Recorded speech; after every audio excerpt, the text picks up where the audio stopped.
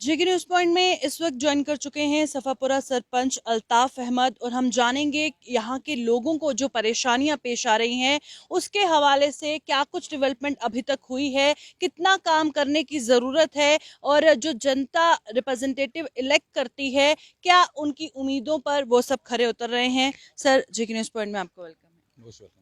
अल्ताफ जी, सबसे पहले बताइएगा, क्योंकि जब यहाँ के मुकामी लोगों से हमने बातचीत की तो उनका कहना था कि यहाँ पर बहुत सारी परेशानियां हैं बेसिक फैसिलिटीज़ को लेकर या मानसपल लेक की मेंटेनेंस को लेकर।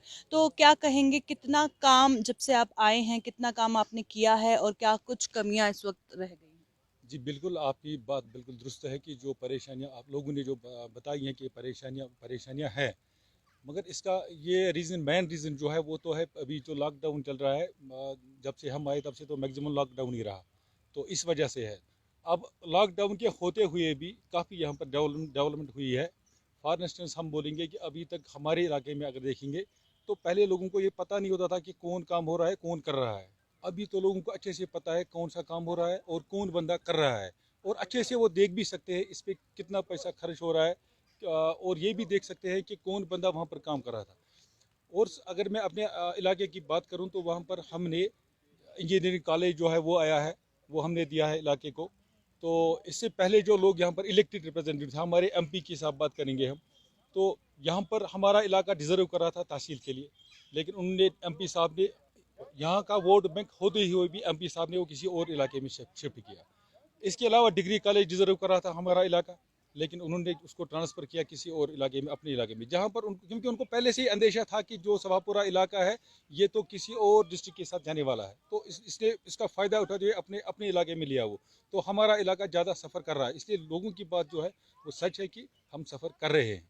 और अब जो नई हुकूमत आई है, जब से पंचायत राज आया है, तब से डेवलपमेंट बहुत अच्छी हो रही है। ये देखिए, अब मानसपुर यहाँ पर हम हर साल इसका डिवीडिंग करते हैं, यहाँ पर इसका सफाई हम करते हैं, हर साल कर रहे हैं और इस साल भी हम करने वाले हैं, प्लान में रखा है। और अगर आप सभापुरा में, मैन सभापुरा में देखेंगे, वहाँ पर नदी नाले जो भी हैं उसके लिए हमने यहाँ पर बात की डेवलपमेंट अथॉरिटी के सीईओ से, उनसे हमने बात की, तो पूरे इलाके को हमने क्लीन भी किया, तो अच्छे से काम हो रहा है।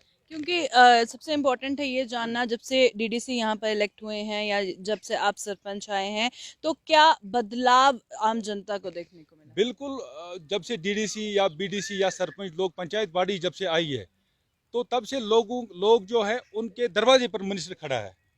इससे पहले उनको दर दर की ठोकरें खाकर सेक्रेटरीट पहुंचना होता था, लेकिन वहां पे फिर बंदा उनको मिनिस्टर नहीं मिलता था। लेकिन आज जो ही उनको कोई मसला होता था, या तो वो डीडीसी साहब के पास पहुंचते हैं, या बीडीसी साहब या सरपंच के साहब, और हम फौरन उनका मसला हल करने की कोशिश करते हैं।